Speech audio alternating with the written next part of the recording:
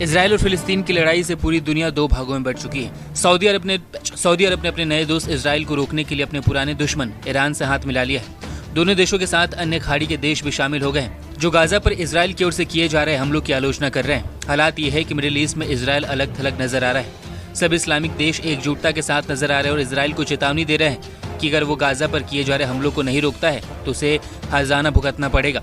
दो दुश्मनों के बीच की ये दोस्ती अमेरिका को परेशान कर रही है। परेशानी की वजह यह है कि अगर मिडिल ईस्ट एक साथ आके फिलिस्तीन की मदद करता है तो ये जंग और ज्यादा विनाशकारी हो जाएगा। अमेरिका इस बात को बखूबी समझ चुका है कि इस युद्ध ने मिडिल ईस्ट की राजनीति को बदल दिया है।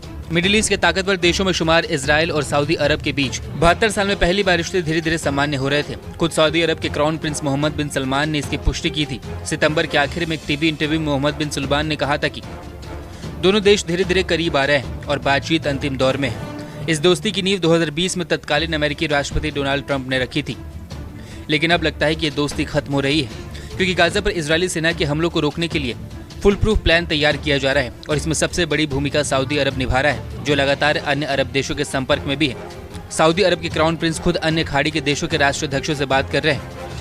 अब तक ईरान, जॉर्डन, मिस्र समेत कई देशों के प्रमुख से बातचीत करके फिलिस्तीन के समर्थन में खड़े होने का वादा कर चुके हैं। अब देखना ये होगा कि इसराइल को रोकने के लिए सऊदी अरब क्या कुछ प्लान तैयार करता है और क्या सच में ईरान के साथ मिलकर इसराइल को सबक सिखाने की कोशिश करने वाला है।